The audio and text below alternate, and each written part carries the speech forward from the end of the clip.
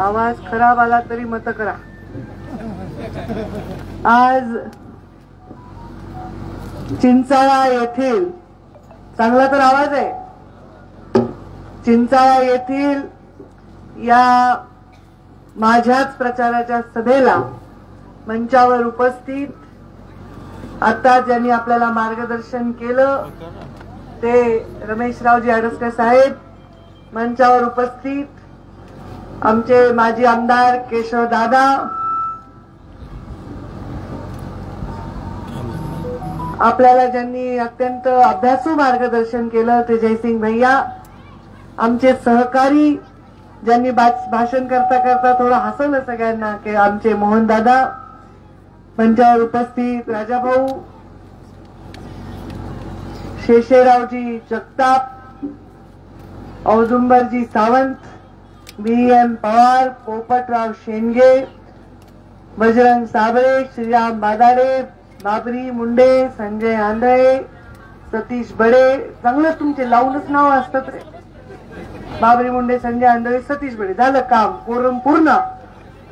आणि सचिन लगडे, विश्वनाथ शिंदे, ज्योत्स्ना बादाडे, सोमनाथ बडे, मच्छिंद्र झाटे, संदीपान खळगे, सचिन लंगडे, दीपक अंबोरे, नीताताई आमच्या सरपंच चिंचाळ्याच्या, आणि शिवाजी आप्पा इथले माजी सरपंच शिवाजी मुंडे, सर्व उपस्थित मान्यवर, आणि एवढ्या मोठ्या संख्येने एवढ्या उन्हाच एवढे तास झाले ही सभा ऐकण्याचा धारिष्ट दाखवत असणारे सगळे वडीलधारी मंडळी, टोपीवाले दिसायलेत, फेटेवाले दिसायलेत, आणि आमचे चाचा पण दिसायलेत, सगळे मुस्लिम बांधव आमचे, दाढी टोपी, सगळ्यांना माझा नमस्कार. आणि तेवढ्याच संख्येने उपस्थित माझ्या माय माऊल्यांनो, माता भगिनींनो, माझ्या याडी भगिनींनो, सर्वांना माझा नमस्कार. मी आज आपल्या समोर उभी आहे ते ह्याला आता हलवू नका, हे जसं आहे तसंच राहू द्या, हे बदलू नका आवाज वगैरे. मी आपल्या समोर उभी आहे ती 13 मेला आपण सर्वांनी मला मोठ्या सन्मानाने मोठं मताधिक्य देऊन संसदेमध्ये पाठवा ही विनंती करण्यासाठी उभी आहे. आपण प्रस्ताविकामध्ये सांगितलं पाटील साहेबांनी की या गावाची पूर्वी काय परिस्थिती होती आणि आता काय आहे.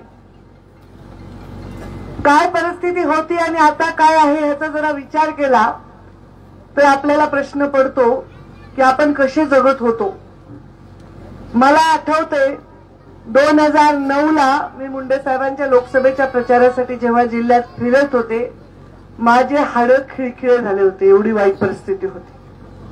मला आठवतं की मी 2004ला त्यांच्या विकासाच्या कार्यक्रमाच्या निमित्ताने प्रचारासाठी फिरत होते, तेव्हा गाड्यांमधलं अंतर आम्हाला कमी ठेवावं लागायचं, कारण एवढा फुफाटान धुराळ असायचा की गाडी दिसायची नाही समोरची. हे सत्य परिस्थिती मी सांगते. त्याच्या आधीच्या निवडणुकांत सुद्धा मी फिरले, तेव्हा विषय लोकांच्या मागणीचा नव्हताच. लोक जास्त मागतच नव्हते, रस्ते बिस्ते काही मागत नव्हते. लोक गपचूप येऊन बसायचे आणि मत ऐकून घ्यायचे, मत द्यायचे. आता इथं बसलेत, तिकडे लहान बसलेत, माझेच आहेत ना, बघायला लांबून लांबून माझ्या मतदान करताल ना, एवढे लांब बसलात म्हणून विचारायला आहे ना. वा वा, अरे वा, असं आहे का. मग मी 2004ला प्रचाराला बाहेर निघाले, तेव्हा मी म्हणलं आता हे काही बरोबर नाही, आपल्याला ह्याची काहीतरी यादी केली पाहिजे. एक वही तयार केली आणि त्या वहीमध्ये मी लिहायचे, आज मी या गावाला भेट दिली, या गावामध्ये हे नाही, गावामध्ये ते नाही, तुम्हाला काय वाटतंय.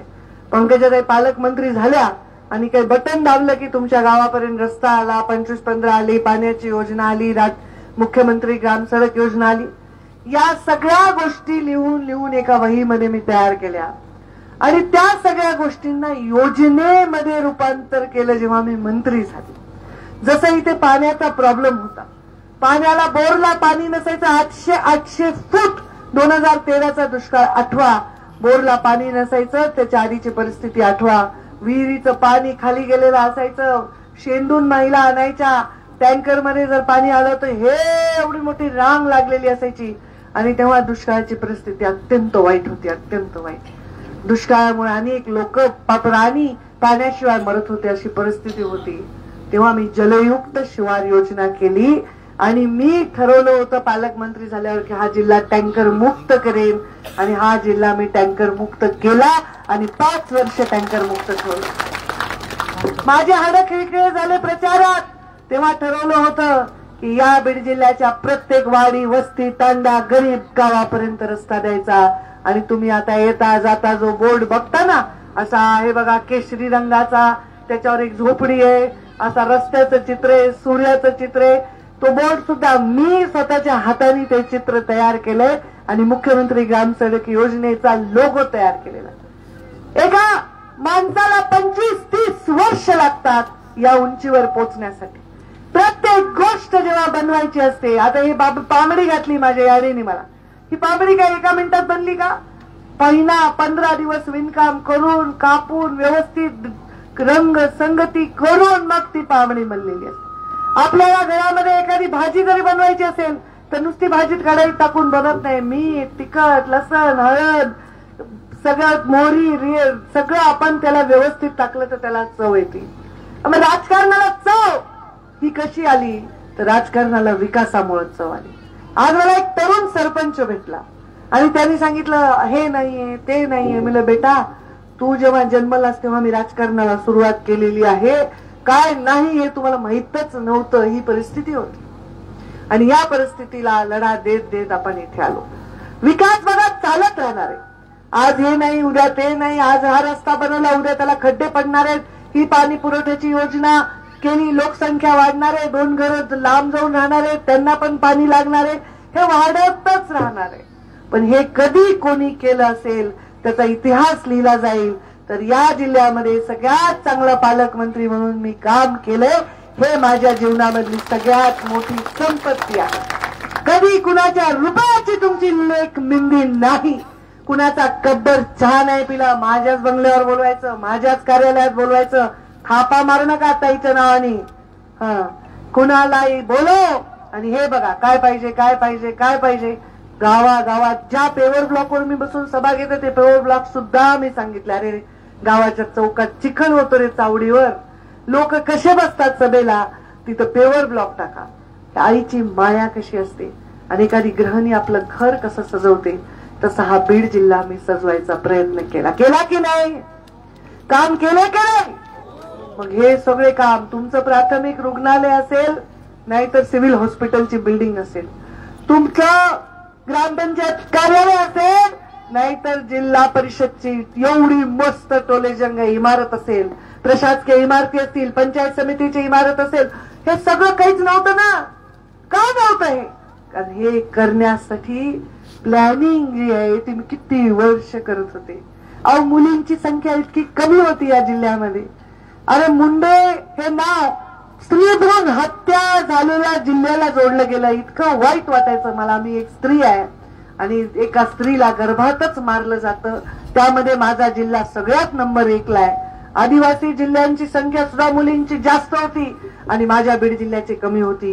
हे काय सन्मानजनक चित्र नव्हतं. महिला बाळ कल्याण मंत्री झाल्यानंतर हे चित्र मी बदललं. आता चित्र बदललं म्हणजे काय? मुली जन्मल्या जास्त नाही, मुली वाचवल्या जास्त. चित्र बदलणं म्हणजे काय? गर्भपात रोखले, त्यांना कडक शासन करण्याची भूमिका घेतली आणि ज्या बीड जिल्ह्यामध्ये 700 मुली होत्या 1000 मुलाच्या मागे, त्या बीड जिल्ह्यामध्ये 948 मुली झाल्या. हळूहळू हळू ती संख्या 992 पर्यंत. पण नुसतं काही इमारती उभा करायच्या, रस्ते बांधायचे, नुसत्या तुम्हाला सभागृह द्यायचे, पाण्याच्या योजना करायच्या, हेच नेत्याचं काम आहे का?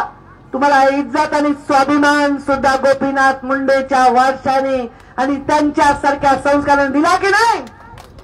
तुम्हाला बेइज्जत वाटलं का हे आमचा नेता आहे म्हणायला? तुमची मान खाली गेली का की पंकजाताई आमचा नेता आहे म्हणायला?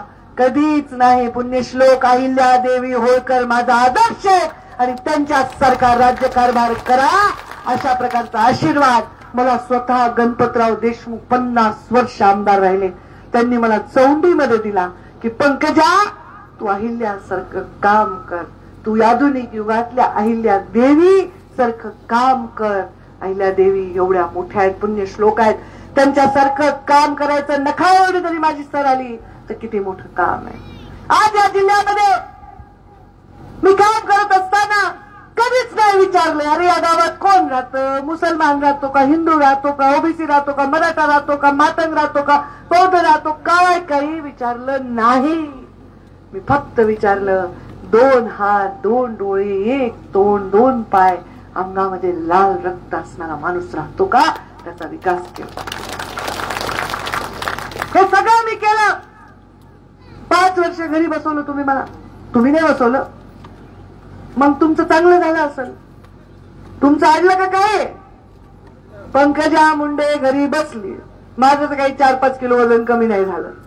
मी तर काही फार वेगळी दिसायला नाही, जशी आहे तशीच आहे. उलट बरं झालं, जरा आराम झाला, थोडं वाचन झालं, निघाला नाही. जाऊ दे, आपल्याकडे पद नाही, मग लोकांनी त्रास दिला नाही. बाबा ताईकडे पद नाही, ताईला कशाला त्रास. सेवा केली, कोविड सेंटर चालवली, दुष्काळग्रस्त भागासाठी मदत फेरी काढली, सगळ्या गरीब लोकांच्या इलाजासाठी, त्यांच्या कामासाठी, सगळ्या गोष्टीसाठी. आता एक आमचा इथे ऍडमिशनचा फोन आहे, मी तर कालपासून 4 वेळा त्यांना संपर्क करायला. गरीबाच्या मुलांना शिक्षण मिळावं, पोषण मिळावं याच्यासाठी काम केलंच. मध्य प्रदेश, दिल्लीपर्यंत काम केलं. पण मी 5 वर्ष घरी बसले. तुम्हाला भरपूर विमा आला असेल ना? आला का? अनुदान काहीच नाही. मग आता माझ्या योजना अजून चालूच आहेत. मी एवढ्या योजना मंजूर करून ठेवल्या होत्या, कुठं वाटत होतं की हे जिल्ह्याला जावं. म्हणजे मी जेव्हा पालकमंत्री पदाच्या शेवटच्या सह्या केल्या तेव्हा 500-500, 600-600 कोटीचे रस्ते मंजूर करून ठेवून दिले होते. अजूनही नारळ फोडायले सगळेजण हे रस्त्यांचे. आणि असा आराखडा तयार केला होता की कुणालाही त्याच्यातूनच निवडावं लागेल. कोणाला असं नाही करता येणार की अमुक तमुक आम्ही करू, म्हणजे कुणावर अन्याय नाही होणार असा आराखडा तयार केला मी. मग हे सगळं मी केलं, पण त्याच्याबरोबर तुम्हाला विमा दिला. आज एक माणूस नाही त्या मंचावर आणि मंचाखालचा मी पण की ज्याच्या अकाउंटमध्ये पीक विमा आला नाही. त्याला जर पीक नाही आलं, उष्णता वाढली, पाऊस आला, अवकाळी झालं, विमा येणं ताईचा बास. एका म्हाताऱ्या माणसाने तर मला सभेत उठून सांगितलं, अहो ताई एवढं पीकही येत नव्हतं मला, इतकं विमा आला. म्हणजे इतकं गरीबाची बारीक डोळ्यात तेल घालून काळजी घे. चुकलं का काही चुकलं का राजकीय जीवनात? काही वाईट केलं का कधी? अरे महाराष्ट्रामध्ये एकही देवस्थान नाही, मी अहिल्यादेवींचं नाव घेतलं, आमच्या एकही देवस्थान नाही मी सोडलं. म्हणजे मला जरा वाटायचं की देवस्थानालाही माणसंच येतात ना दर्शनाला, त्यांची सोय व्हावी ना. मग हे आमचे संत सेवालाल महाराजांचं मंदिर, आमच्या पोहरा देवीचा केवढा मोठा नगारा भवन, 150 कोटीचा प्रोजेक्ट माझ्याच हाताने सही झाली.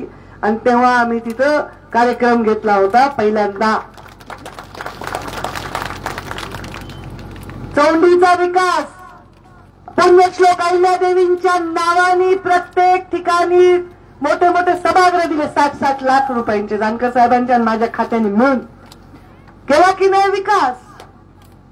अरे एवढंच नाही, ज्या रेड्याच्या डोक्यावर ज्ञानेश्वर माऊलींनी हात ठेवून त्याच्याकडून वेद बोलवले आणि त्या रेड्याने सांगितलं आता माझा अवतार संपलाय, मला आता मुक्ती द्या. ज्ञानेश्वर माऊलींनी हात ठेवली, तो रेडा जमिनीमध्ये गेला.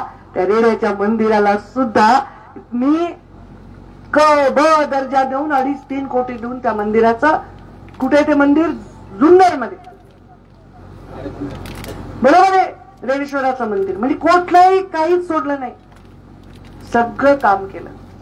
आणि बसले 5 वर्ष संघटनेचं काम करत. आता खासदार प्रीतमताईचं चांगलं चाललं होतं. कुणी वारलं, कुणाचं लग्न, कुणाच्या घरी दुःख सुख, कोणी पेशंट आहे, सगळं ताई चांगलं बघत होत्या. ताईची पण हॅट्रिक व्हावी मला वाटलं होतं, पण नाही. आता उमेदवारी मला दिली. ह्यांच्याकडे भावी लोकांची संघटना तयार झाली ना, बरोबर ना. तसं आम्हाला भावी लोकांची आमच्याकडे संघटना होऊ नये म्हणून मला त्यांनी पाठवून दिले काही दिल्लीला. आणि दिल्लीला आता म्हणजे काय नवीन चेहरे, महिला, मोदीजींना महिला आरक्षणाचा विषय सकारात्मक त्यांनी हाताळत असताना चांगल्या महिला लीडर डेव्हलप करणं, महिलाची लिडरशिप आवश्यक आहे. महिलेच्या लिडरशिप मध्ये एक शिस्त आहे, महिलेच्या लिडरशिप मध्ये एक प्रामाणिकपणा आहे, महिलेच्या लिडरशिप मध्ये एक सात्विकपणा आहे, महिलेच्या लिडरशिप मध्ये एक सकारात्मकता आहे. महिलांची जास्तीत जास्त लिडरशिप डेव्हलप करायला मला वाटतं खूप चांगली ही संधी आहे.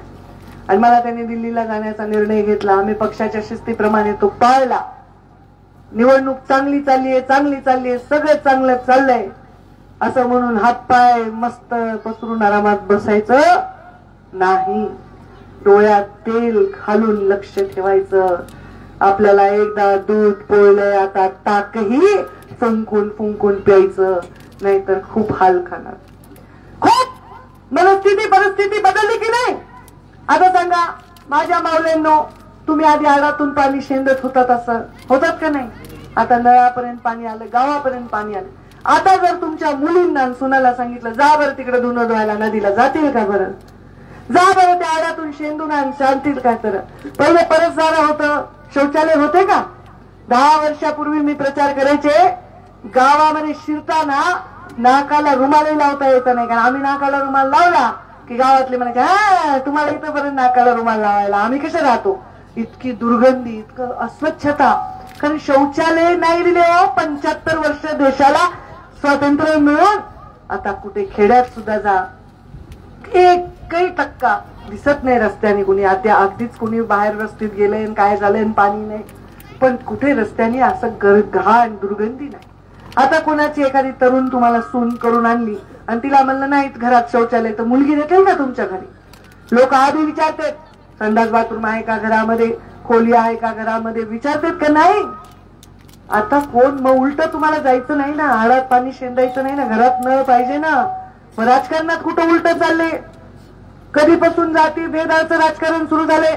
वर्षानुवर्ष लोकांनी एकच बटन दाबले, एकच बॅलेट पेपर दिले, नेत्यावर विश्वास ठेवलाय वर्षानुवर्ष. आता आमच्याही पक्षाला नेता मिळालाय जो वर्षानुवर्ष या देशाला दिशा देईल आणि त्या नेत्याच्या बरोबर काम करण्याची संधी तुमच्या लेकीला मिळाली. अरे माझ्या बापानी आयुष्य घालवलं ना. कधी सत्ता होती हो मुंडे साहेबांना सांगा बरं? कधी सत्ता होती? 4.5 वर्षाची सत्ता होती, पण तुमच्या हृदयावर आजही सत्ता कायम आहे. सगळ्या पक्षाचे लोक बॅनरवर साहेबांचा फोटो लावतात, आजही सत्ता कायम आहे.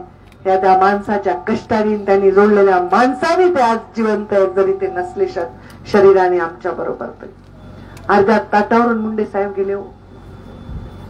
म्हणजे असं कापूर कसा देवघरात आपण लावतो खाली काहीच उरत नाही, तसेच माझे वडील कसे गेले, देवानी नेलं, निमित्त झालं.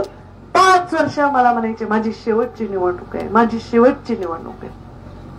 मी म्हणायचे असं का म्हणता? नाही मी थकलो म्हणायचे. तू सांभाळ. मला राजकारणात यायचं नसताना आणलं, मला राजकारणात कायम केलं, स्थिर केलं, शिकवलं, झगडायला लावलं, पुपाटात टाकलं. मला मखमलीवर नाही चालवलं. शिक म्हणले, शिक. गाडीत फिर, रस्त्याने फिर, धाब्यावर चहा पी, रस्त्यावर जेव. काही हे स्वच्छ नाही, ते असं काय नाही. बघ हे माझे लोक, हे या लोकातून मी इथे आलो आहे, याची जाणीव कधीच विसरू नको. म्हणून मी आता माझ्याकडे काय दबावर दागिने असतील ना, घाला वाटत नाही. तो एवढ्या पैठण्या असतील ना, स्पर्श सुद्धा करा वाटत नाही. जेव्हाही मी रस्त्यावर एखादा दगड फोडणारा माणूस बघते, मला काय वाटतं मी नाही सांगू शकत शब्दात. छोटे छोटे लेकरं नागरे फिरत असतात मळून गेलेले, ते बघते तेव्हा मला वाटतं काय या राजकारणाचा उपयोग आहे, या लेकरांना दिशा कधी देऊ. पण एक सांगते तुम्हाला, या देशात चांगल्या माणसांनी चांगल्या पदावर बसल्याशिवाय देशाला आपण ह्या गरीब लहान लेकरांना दिशा देऊ शकत नाही. आणि हे तुम्ही पाहिलं, हा सूर्य आणि हा जयद्रथ हे तुम्ही पाहिलं. चांगला माणूस सत्तेवर बसल्यावर या जिल्ह्याचा चेहरा कसा सुंदर देखणा झाला हे तुम्ही पाहिलं. हजारो कोटीचे काम झाले पण बोगस बिल उचलले नाही. सगळे काम, इकडे नारळ फोडलं, भूमिपूजन, तिकडे लोकार्पण, लोकांच्या डोळ्यासमोर काम आहेत. चांगल्या माणसाला सत्तेवर बसवल्याशिवाय लोकांचं कल्याण होऊ शकत नाही. म्हणून मरमर आहे माझी, मला काही कुठल्या संसदेमध्ये बसून खासदार नाव लिहिण्यात काही रस नाही. मला कुठल्या बंगल्यात राहण्यात आणि याच्यात काही रस नाही. एकच मुलगा आहे, 23वे वर्ष त्याला चालू आहे, त्याला खाऊ पिऊ घालीन एवढं माझ्या जीवनात आहे. मला काही कमवायची इच्छा नाही. कमवायचं तो नाव, कमवायचं तो आशीर्वाद आणि कमवायचं तो विश्वास आणि बनायचंय तुमचे कवच आणि कुंडल. माझ्यावर जर वाईट वेळ येऊ शकते तर तुमच्यासारख्या गरीबावर कधी वाईट वेळ येऊ शकते. तुमच्यात आणि वाईट वेळेच्या मधली भिंत बनायचं काम मला करायचंय. सामाजिक न्यायाची भूमिका घेताना कोणालाही घाबरायचं नाहीये. सामाजिक न्यायाची भूमिका घेताना सामान्य आतामिल वडार समाजाचे, टकारी समाजाचे, सोनार, सुतार, लोहार गरीब माणसं भेटतात मला. आज इथं समाज मोठ्या प्रमाणात मातंग समाज आहे, धनगर समाज आहे, बौद्ध समाज आहे, लमाण समाज आहे, मराठा समाजातील गरीब शेताला मजुरी करणारे लोक भेटतात मला आणि मला सांगतात, ताई आमचा तुमच्या शब्दावर विश्वास आहे. तुम्ही जे बोलता ते तुम्ही करता आणि जे जमत नाही ते नाही म्हणून सांगता. थापाडे माझा स्वभाव नाही. मी राजकारणात, कोणी सांगितलं राजकारणात थापा मारावं लागतात? हो हो, तुला उद्या चंद्रावर घेऊन जातो. आता ऐकणार आहे का कोणी? हुशार झालेत लोक. आमचे वडील जेव्हा काम करायचे लहान असताना, आम्ही म्हातारे आहेत अजून काही लाल गुलाबी पेट्यावाले यायचे, बस स्टँडवर उतरायचे, यायचे. मुंडे साहेब आहेत का? नाही. कुठे गेलेत? माझ्या आईने मला 3 वाक्य पाठ करायला सांगितले होते. मुंडे साहेब घरात नाहीत, बाहेर गावी गेले आहेत, कधी येणार कल्पना नाही. 3च वाक्य मी पाठ केले होते. 5 वर्षाची होते मी. आमच्या खिडकीमध्ये बेल वाजली की मी वाचून बघायचे. आता आम्ही घरामध्ये एकट्याच होतो, मायलेकर. कोणी असं त्यावेळी असं नव्हतं ना की कोणी एवढे घरात लोक. मी वाकून बघायचे, कोण आहे? अमुक अमुक अमुक आहे.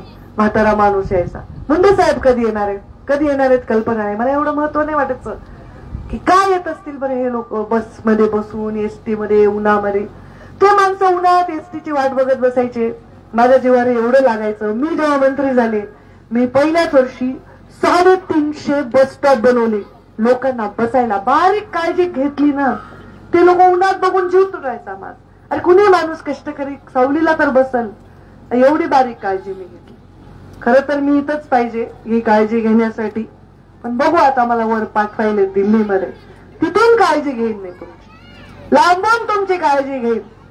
मोबाईलचं टावर कसं खूप उंच असतं लांब, पण बरोबर कनेक्शन आपल्या मोबाईलला येते की नाही, तसं माझं तुमचं कनेक्शन कधीच तुटणार नाही. मी कधीच तुम्हाला सोडणार नाही. मी तुमचा विकासच करून दाखवेन.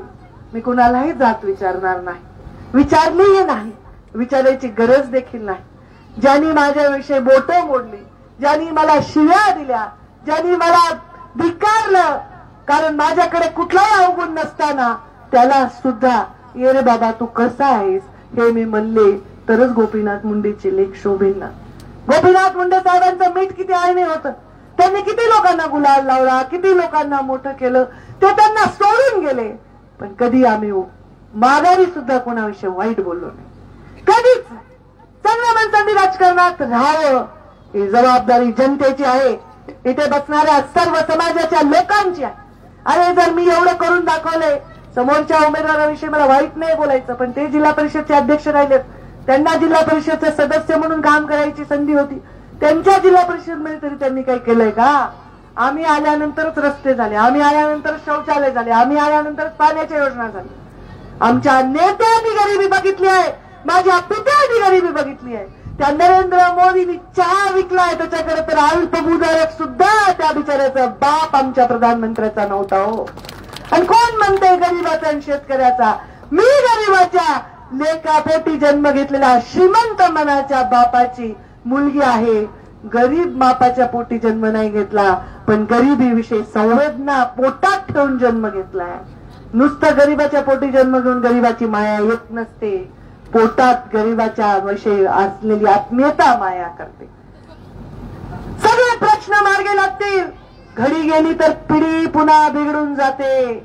सगळे प्रश्न मार्गे लागतील, काय विषय होतील ते ज्याचे त्याचे करतील, पण ही संधी आपल्या जिल्ह्याला जन्मात येणार नाही.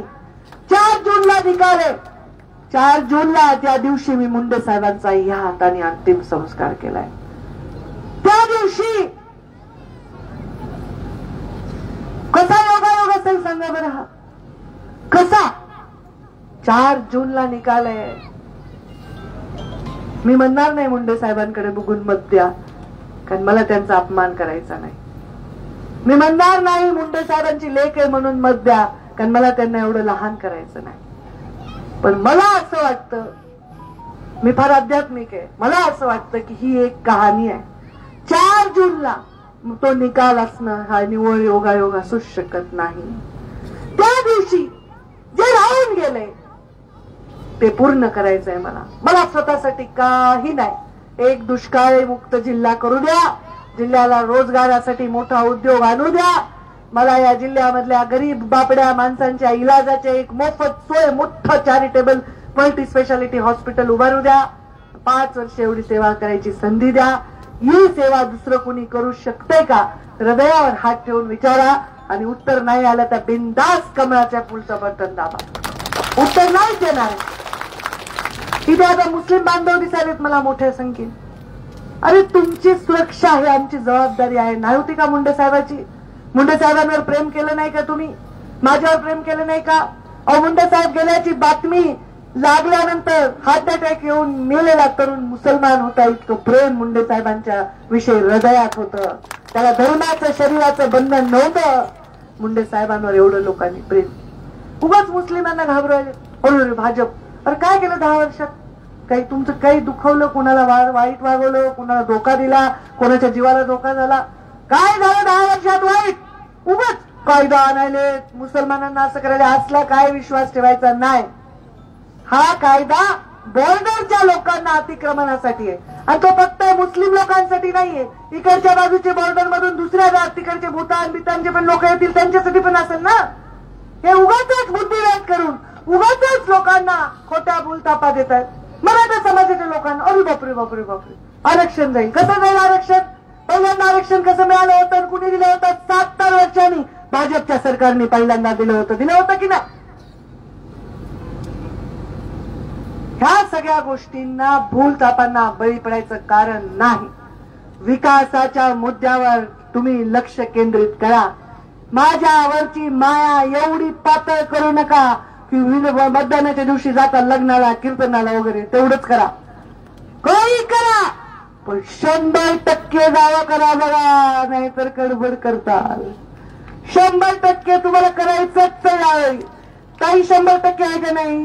काय लुडी लंगडी? माझं सगळं बरोबर आहे ठणठणीत. मग लीडर 100% आहे की नाही? मग तुम्ही मतदान पण 100% करा. एकही वाडी वस्ती त्यांना गावाचा अभूत 100% तुम्ही मतदान करा आणि मोठ्या संख्येने मला विजयी करा. 5 वर्ष मला सेवा करायची संधी द्या. तुम्हीच म्हणताल, जसे पालकमंत्री असताना केली तेव्हा अजूनही आठवण काढता. तुम्हीच म्हणताल की आमच्या पंकजा ताईसारखा विकासच कुणी केला नाही. मला तर माझे कार्यकर्ते सांगतात जुने की ताई साहेब उपमुख्यमंत्री होते हो, पण तुम्ही फार विकास केला. कस काय? मी म्हणलं मी बाई आहे आणि ते पुरुष होते. वाघीण म्हणता ना तुम्ही मला.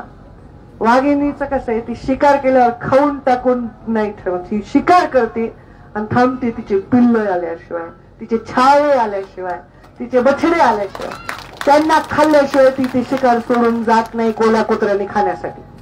बरोबर आहे? तसं माऊलीचं मन आहे. जेव्हा मी विकास केला तर मी बारीक गोष्टीत लक्ष दिलं स्त्री असल्यामुळे, आणि हे फरक असतो. आणि तो असल्यामुळे तुम्हाला दुधावरची साय जशी असते तसा विकास मिळवून देण्याचा मी प्रयत्न केला.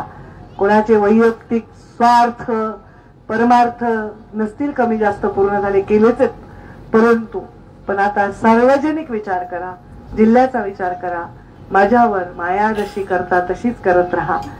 कसंही करून 13 तारखेला लेकी बाहेर गेल्या असतील म्हणजे सासरी नांदायला, तर त्यांना माहेरी 2 दिवस बोलवा. सून गेली असेल माहेरी तर 13 तारखेला वापस बोलवा आणि मतदान करून घ्या. जराही चुकू नका. मी पण चुकणार नाही, तुम्हीही चुकू नका. मी पण थकणार नाही, तुम्हीही थकू नका. मी पण रुकणार नाही, तुम्हीही रुकू नका. मी थकणार नाही, मी रुकणार नाही.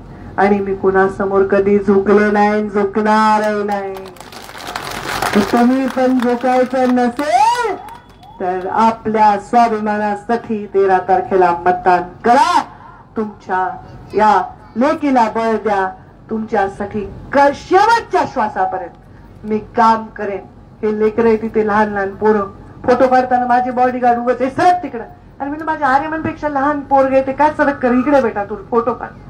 माझ्या आर्यमनपेक्षा काकांवर जास्त माया मी समाजाच्या लेकरांवर केल्याशिवाय राहणार नाही. समाज म्हणजे जात नाही बरं का हो मीडियावाल्यांनो. समाज म्हणजे समाज. माया केल्याशिवाय मी राहणार नाही, हा वचन तुम्हाला देते. आणि 13 तारखेला माझी ओटी भरा मतदानाची एवढी हक्काची मागणी करते आणि माझ्या वाणीला विराम देते. धन्यवाद. जय हिंद, जय महाराष्ट्र. छत्रपती शिवाजी महाराज की धन्यवाद ताई साहेब.